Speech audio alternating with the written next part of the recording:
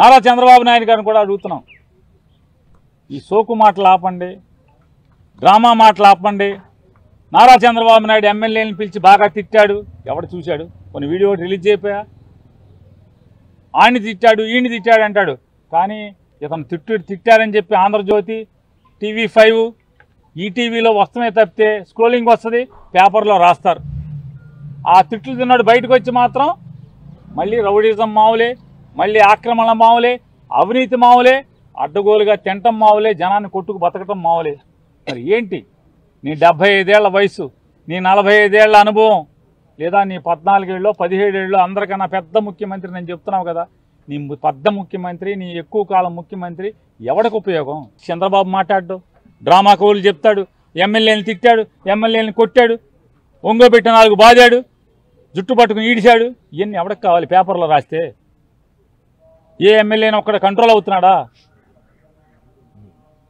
కాబట్టి నారా చంద్రబాబు నాయుడికి గట్టిగా చెప్తున్నాం, నీ ఎమ్మెల్యేలను కంట్రోల్ చేసి సమాజాన్ని పాడు చేయకుండా, ఈ సమాజాన్ని ఇంకా దిగజార్చకుండా కట్టడి చేయమని చెప్పని, మీడియాలో సొల్లు కబుర్లు చెప్పడం కాకుండా ఈ వ్యవస్థని బాగు చేసే కనీసం ఎంతో కొంత నీ అంతరాత్మ ఏదైతే ప్రమాణం చేశావో, ముఖ్యమంత్రిగా ప్రమాణ స్వీకారం చేసేప్పుడు చెప్పిన మాటకి ఇంతైనా పిసరంతన్నా విలువిచ్చి ఈ రౌడీజాన్ని కంట్రోల్ చేయమని, లేదా నీ చెప్పు చేతలో లేకపోతే మీ ఎస్పీ కన్నా చెప్పి ఈ రౌడీల్ని కొల్లబడమని చెప్పని, లేదా మీరు తప్పుకోండి, జరిగేది జరుగుద్ది, మేము మిగులుతాం, వాళ్ళు మిగులుతారు, ఎవడొకటి మిగులుతాడు. ఏం చేద్దామని అబ్బాయి చౌదరిని చంపుతావు? ఈ దెందులూరు నియోజకవర్గంలో 1000 మంది అబ్బాయి చౌదరులు పుట్టుకొస్తారు. అబ్బాయి చౌదరి లేకుండా ఉంటే ఇక్కడ పోటీ ఉండదేమో అని చెప్పని తప్పుడు ఆలోచన చేస్తున్నట్టు చింతమనేని ప్రభాకర్. ఒక అబ్బాయి చౌదరి నువ్వేమన్నా చేద్దాం అనుకుంటే 1000 మంది అబ్బాయి చౌదరులు వస్తారు. హింసతో నువ్వేం చేయలేవు.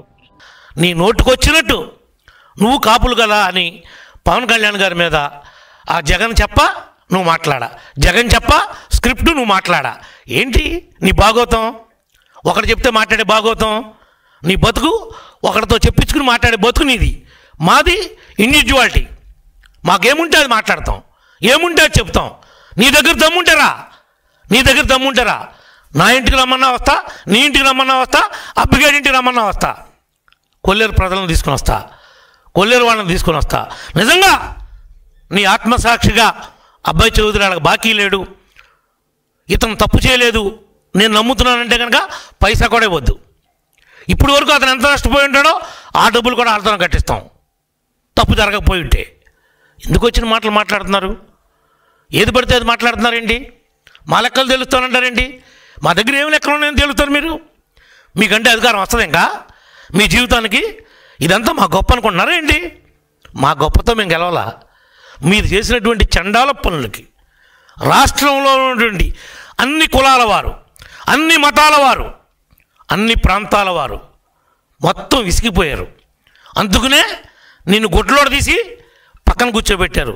జగన్ని, నిన్ను, వాడిని అందరినీ ఒక ఘాటికి కట్టారు. ఒకవేళ జగన్ పులివెందులో గెలిచాడు అనుకున్నామేమో, జగన్ను కూడా నైతికంగా గుడ్లోడు తీశారు.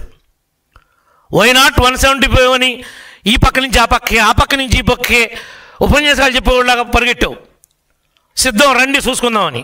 ఆఖరికి ఏమైంది? మీ బతుకు కుక్కలు చింపిన ఇస్తరైంది.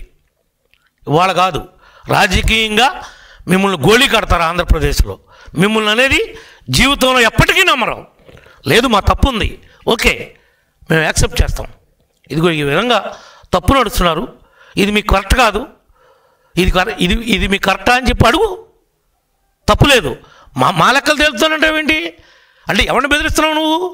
ఎందుకు బెదిరిస్తావు? మేమేం తప్పులు చేసామని మా లెక్కలు తేలుస్తావు?